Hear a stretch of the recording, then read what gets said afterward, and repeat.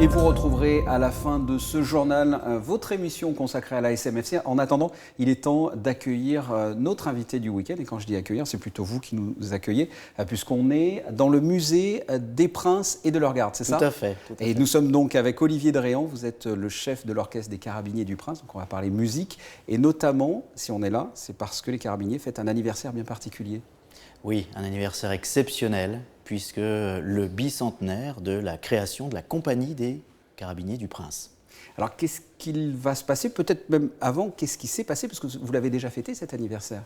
Oui, effectivement, nous avons démarré l'année 2017 avec notre saint patron, la célébration de la Saint-Sébastien le 20 janvier, une célébration qui a revêtu un caractère encore un peu plus solennel, un peu plus exceptionnel. Et puis, nous avons eu aussi la prise de commandement officielle de notre nouveau chef de corps, ce 20 janvier 2017, donc la symbolique est assez intéressante. Forte, oui. Ensuite, au mois de février, nous avons eu l'Épiphanie et la société Costa s'est associée en tant que partenaire à notre bicentenaire en créant un panel de 20 fèves à l'image des Carabiniers, avec des photos historiques, voilà, donc c'était un petit clin d'œil très sympathique. Je crois qu'il y a eu plus de 25 000 ou 30 000 fèves à l'image des Carabiniers qui sont entrés dans les foyers monégasques. Donc c'est bien, c'est sympathique aussi. Effectivement, c'était difficile de passer à côté, mais j'ai récupéré quelques fèves. Justement, on est là pour parler aussi du 10 mars et un concert à l'Auditorium Régnier 3. Parlez-moi un peu de ce concert, qu'est-ce que l'on va pouvoir écouter? Un concert exceptionnel. Exceptionnel. Alors exceptionnel parce que le concert du bicentenaire, donc historiquement il a une charge un peu supplémentaire, et puis historique par sa programmation, par les artistes qui ont accepté voilà, de venir passer cette soirée avec nous. Une affiche comme tout le monde en rêverait, et les Carabiniers du Prince ont eu la grande chance de pouvoir en profiter. Donc on peut en parler déjà, on peut parler de cette affiche, sûr. Parce que je l'ai même vue dans les rues. Didi Bridgewater, oui. Biréli Lagrène, qu'est-ce qu'il va y avoir comme invité? Alors Didi Bridgewater, la grande diva du jazz, qui arrive tout droit de Jakarta, d'une série de concerts. Elle se pose quelques jours à Monaco, elle participe avec nous à cette grande soirée, et puis elle redécolle pour les États-Unis. Biréli Lagrène qui est le fils spirituel de Django Reinhardt, un guitariste de jazz manouche, mais pas seulement. C'est un musicien exceptionnel, c'est un génie de la musique. Voilà, c'est quelqu'un qui virevolte tellement rapidement sur la guitare qu'on n'a pas le temps de voir ses doigts. Il joue aussi bien du violon, il chante magnifiquement. C'est vraiment un artiste merveilleux, fabuleux. Et avec des voix aussi. Alors nous avons aussi des voix. Et les voix, nous ne sommes pas allés les chercher très très loin parce qu'un artiste local, régional, Thomas Vakari, qui est connu dans notre région, a une voix magnifique et qui correspond parfaitement au répertoire que j'essaie moi de développer avec l'orchestre des Carabiniers, c'est-à-dire le répertoire jazz mais crooner. Sinatra, Dean Martin, voilà, toutes ces voix chaudes et qui font plaisir. Donc il est parfaitement dans ce style et je dois dire que depuis Jazz à Juan, l'année dernière... Nous y étions. Voilà. Et nous avons participé ensemble, je l'ai invité à venir chanter quelques chansons, et l'osmose, tout ce mélange entre la voix, l'orchestre, les états d'esprit aussi, se sont tellement bien mélangés que j'ai décidé de poursuivre un petit peu l'aventure. Voilà. Alors je vais faire un petit peu notre promo parce que justement c'est ça le comble, c'était sur invitation mais de toute façon c'est ça le comble, je le rappelle, le 10 mars c'est un vendredi soir, voilà, vendredi soir à 20h, 10 mars à l'Auditorium Régnier 3, c'est complet mais en revanche vous pourrez le regarder en direct sur Monaco Info. Qu'est-ce que l'on va pouvoir écouter? Parce que la dernière fois sur la place du Palais vous avez joué du AC/DC, Thunderstruck et Highway to Hell je crois. Qu'est-ce qu'il va y avoir cette fois? C'est encore plus heavy metal, c'est Iron Maiden, c'est Metallica? Qu'est-ce qu'on va écouter? Non, je voulais pas non plus aller un peu enfermer dans un style. Voilà, dans cette brèche. Une petite pointe d'audace lors de la dernière fête nationale. Ça a très très bien fonctionné.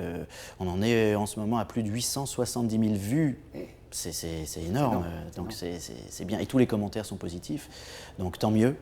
Je reviens juste un tout petit peu sur les artistes parce que j'en ai oublié. J'avais pas fini. Ouais. Vous n'aviez pas fini, je vous ai coupé la parole. Il y a, en matière d'éclectisme dans ce répertoire, il y a aussi un petit passage classique. Pour se changer un petit peu, pour se laver les oreilles peut-être de notre musique de jazz un petit peu plus consonante, un petit peu plus agressive, il va y avoir le duo des sœurs Berthollet, Camille et Julie Berthollet, qui seront accompagnées par l'ensemble à cordes de l'OPMC, l'Orchestre Philharmonique de Monte-Carlo. Participe à cette opération. Voilà, sous la direction de Nicolas Croze. Donc je laisserai la place pendant 12-13 minutes à cet ensemble uniquement classique. Et Julie et Camille nous dévoileront quelques titres de leur dernier CD. Voilà, elles sont partout en ce moment. Elles cumulent les plateaux télé. Elles sont beaucoup réclamées. Et elles ont réussi à trouver cette petite brèche dans leur emploi du temps pour nous faire plaisir, pour venir nous voir. Donc c'est très gentil aussi à elles. Et puis, nous avons aussi 2 artistes locaux.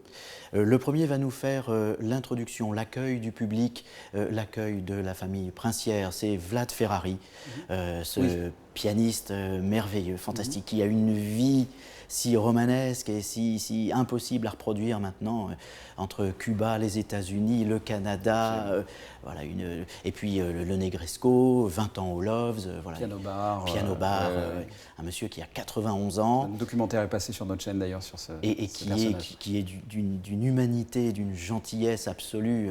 Donc il revient, il nous fait plaisir cette année, il revient jouer la pré-musique, le pré-concert.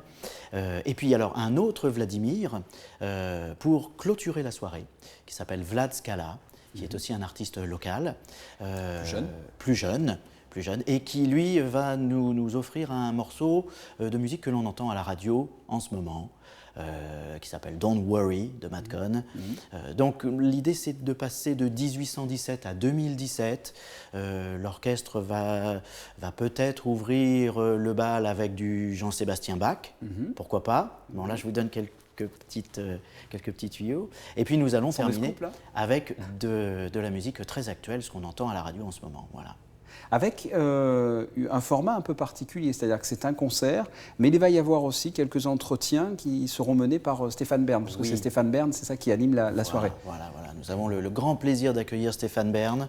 Moi, j'en suis très content parce que c'est un grand professionnel, c'est quelqu'un qui connaît son sujet. Si quelqu'un doit parler de la principauté de Monaco, c'est bien lui. Il connaît bien et il aime la principauté. Voilà, il en parle toujours avec l'amour qu'il lui porte et bienveillance. Donc il nous a proposé un concept un petit peu différent, c'est-à-dire le concert, certes, mais aussi mettre un petit peu l'actualité de tous ces fabuleux artistes en avant, le faire savoir. Donc il y aura un petit plateau télé sur scène, juste à côté de l'orchestre, pour pouvoir les accueillir les uns après les autres et puis apprendre un petit peu d'où ils viennent, comme Didier Bridgewater par exemple de Jakarta, et où ils seront la semaine suivante ou dans les mois à venir, leur actualité discographique, voilà. Et le lien qui les unit à Monaco pour certains. Alors on a parlé plus longuement de cette soirée, un mot peut-être sur l'orchestre des Carabiniers qui était auparavant une fanfare. Donc quelle est la composition, parce que la différence entre une fanfare et un orchestre c'est effectivement le nombre de musiciens il me semble. Quelle est cette composition, de quoi se compose, de qui se compose l'orchestre des Carabiniers? Alors le fait de s'appeler la clique, ou la fanfare, ou maintenant l'orchestre, dépend uniquement de l'instrumentation, c'est-à-dire de la nature des instruments qui composent cet orchestre. Au préalable, en 1966, lorsque le prince Régnier III a décidé de créer un ensemble musical officiel, un ensemble musical militaire, il a d'abord conçu un ensemble qui pouvait répondre aux exigences du cérémonial militaire, donc il y avait des clairons et des tambours. Voilà, ça c'était la clique. Ensuite, certains instruments sont venus agrémenter un petit peu des trompettes à mécanisme avec des pistons pour pouvoir jouer d'autres musiques, comme les hymnes par exemple. Et là, on est passé de la clique à la fanfare. Et ensuite, avec le rajout des saxophones, de la guitare basse, de tant et plus de percussions différentes, la fanfare n'existait plus, elle était déjà un orchestre. Donc en 2014, vous avez rebaptisé voilà, le prince souverain a accepté de remettre les choses à leur place et de donner ce nom d'orchestre à l'Orchestre des Carabiniers. Alors un orchestre qui est par définition amateur, attention, c'est pas péjoratif, non, mais vous êtes effectivement, puisqu'ils sont avant tout carabiniers, c'est par définition un orchestre amateur. Nous sommes doublement amateurs. Doublement parce que nous ne vivons pas de notre musique, c'est pas notre gagne-pain. Et nous sommes doublement amateurs parce que amateur veut dire amoureux, amoureux de l'art. Et pour réussir cet exploit exceptionnel, j'emploie des mots forts, mais parce qu'ils le méritent, les carabiniers qui composent l'orchestre doivent être absolument amoureux de ce qu'ils font. 2 répétitions par mois, pour réussir tous les ans à donner un rendez-vous de plus en plus musical, de plus en plus exigeant à un public fidèle. Nous sommes à 1 semaine de l'échéance et on est à guichet fermé, voilà, il n'y a plus une seule place.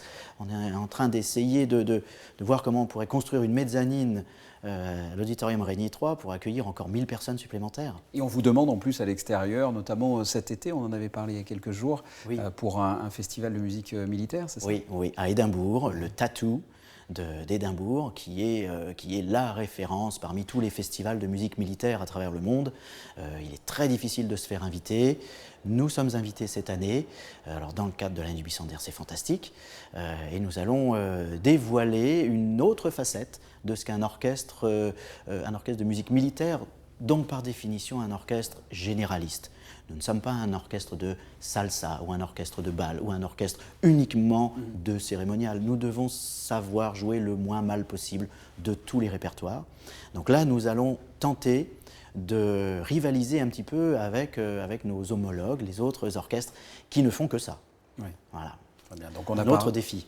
Un grand défi, donc ce sera au mois d'août, le 6 ? Le 4 août. Le 4 août. On a parlé orchestre, on a parlé musique. Peut-être pour finir, puisque c'est à l'occasion de ce bicentenaire, d'autres manifestations, en dehors de ce concert, je vous le rappelle, le 10 mars, d'autres manifestations sont à prévoir ?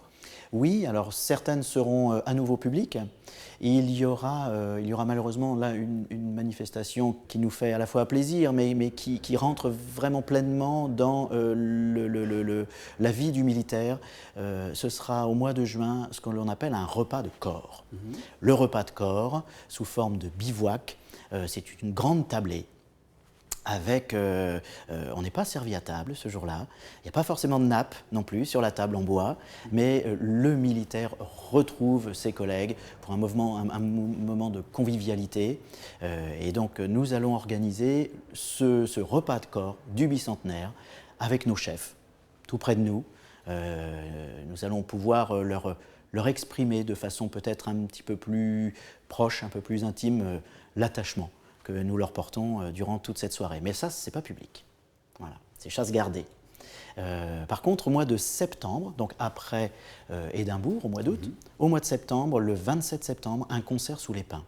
Le commandant supérieur, le colonel Luc Fringant, a voulu renouer avec la tradition, à savoir le concert sous les pins, offert aux monégasques bien sûr, mais aussi aux passants qui passent, qui viennent voir la relève à midi et qui est un petit peu en avance. En fait, nous ferons ce concert de 11h à midi moins le quart pour ensuite réaliser la grande relève musicale à midi moins 5. Voilà.